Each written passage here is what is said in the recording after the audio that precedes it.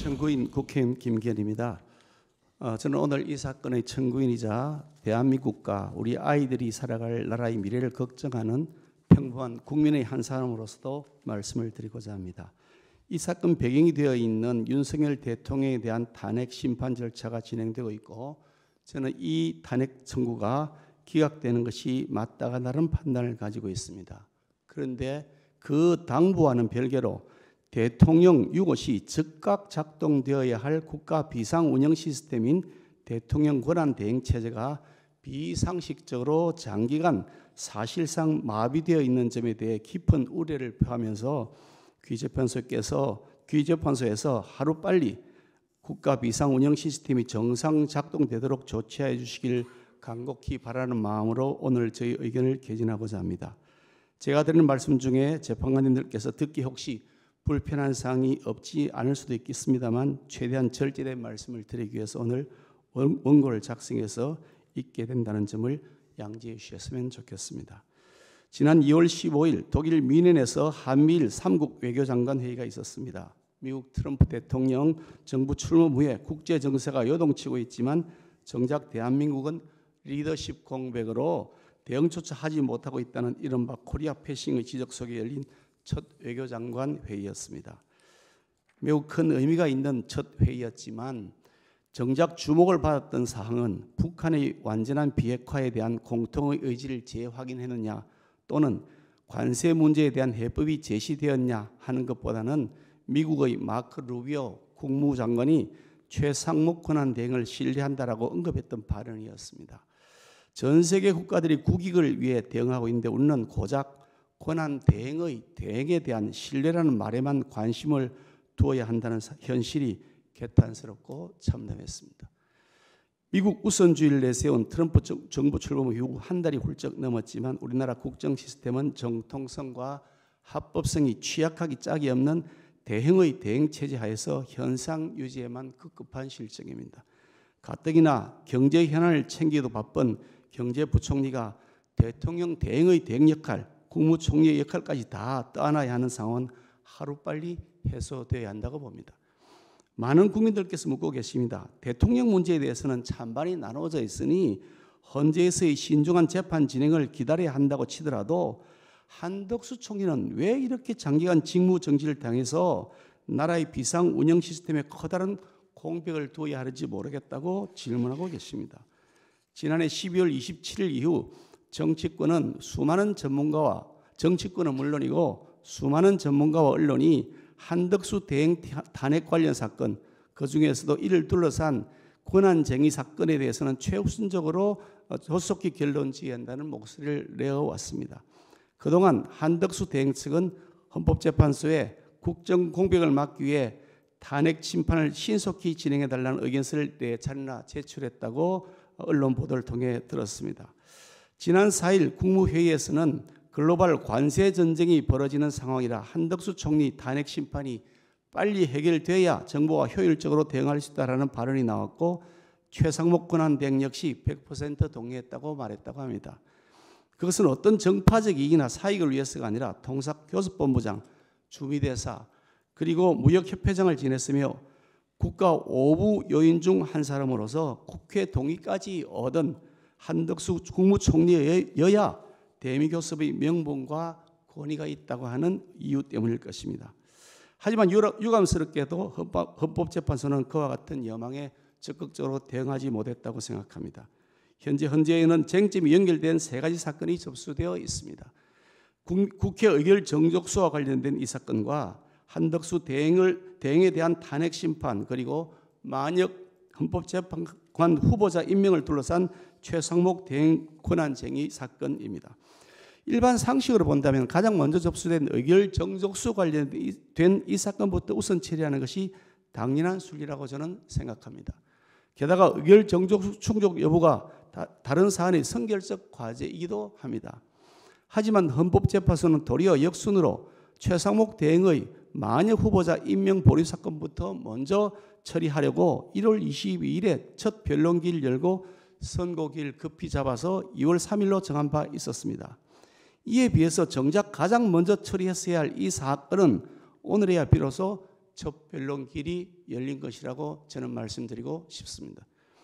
만약 후보자 임명을 하지 않은 것에 대한 재판은 그토록 서두르고 대통령 탄핵 심판 사건 역시 속전속결로 일관하면서 정작 국정 안정을 위해 가장 서둘러야 할 과제 중 하나인 한덕수 대행 탄핵 재판 관련돼서는 이토록 시간을 끄는 것은 국민들 보기에는 선택적 신속, 선택적 지연이라고 하는 비판을 국민들로부터는 면하기 어렵다는 생각을 가지고 있습니다. 윤석열 정부 들어 거대 야당의 탄핵 소추 및 직무정지 자체만을 목적으로 한 위헌적 탄핵 소추가 남발되고 있습니다. 무려 29번이나 탄핵 소추가 되었습니다. 이로 인한 국민적 피해와 국정 혼란이 지속되고 있지만 이런 위헌적 탄핵 소추에 대한 헌법재판소의 재판 지연은 여러 차례 그동안 있어 왔습니다. 지난 1월 23일에 기각 결정이 났습니다만 이진숙 방통위원장에 대한 탄핵 사건은 지난해 8월 2일에 탄핵 소추안이 가결된 후 무려 174일 만에야 선고가 되었습니다. 고작 하루 동안 업무 수행했습니다. 그 방통위원장에 대한 탄핵안이 헌법재판소에서 잠자는 동안 국가의 방송사업, 통신사업과 관련된 각종 모든 현안들은 마비되어 올스톱되었습니다. 지난해 12월 5일 민주당이 날치기 처리했던 최재 감사원장에 대한 탄핵안 역시 가결 후 69일이 지난 12일에야 첫 변론이 시작되었고 같은 날 날치기 처리되었던 검사 3명에 대한 탄핵안 역시 74일 만인 지난 17일에야 첫 변론이 시작되었습니다. 12월 12일에 탄핵 소추안이 날치기 처리되었던 박성재 법무부 장관에 대해서는 아직 재판조차 진행되지 않고 있고 24일에 첫 변론 준비기일이 예정되어 있다고 합니다. 바람직스럽지 않았다는 말씀을 드리지 않을 수가 없습니다. 오늘 다루고 있는 이 사건의 쟁점은 매우 간단합니다. 다른 쟁점에 관해서는 이미 주진우 청구인과 청구인들 대리인이 말씀드렸으므로 생략하기로 하고 의결 정족수 충족 여부에 대한 말씀을 중점적으로 드리도록 하겠습니다. 이 점에 관해서는 이미 헌법재판소가 기히 발간했던 주석 헌법재판소법에 상세하게 가중 의결 정족수를 정의한다는 취지로 명시 설명되어 있습니다. 이 주석서는 헌법재판소가 그 권위를 실어서 발간한 것으로서 헌법재판의 교과서와 같은 것입니다. 대학 입학시험을 칠 때 교과서에 명시된 대로 정답을 결정하는 것이 당연한 이치이며 만약 교과서와 다른 정답을 결정한다면 그 시험은 수험생들에 대한 기망행위가 될 것입니다. 마찬가지로 만약 헌재가 발간한 교과서의 내용과 다른 기준을 이 사건 재판에서 적용하려 한다면 그것은 이현령, 비현령, 위인설법이라는 국민적 비난에서 결코 자유로울 수 없을 것이라고 저는 생각합니다. 만약 한나라의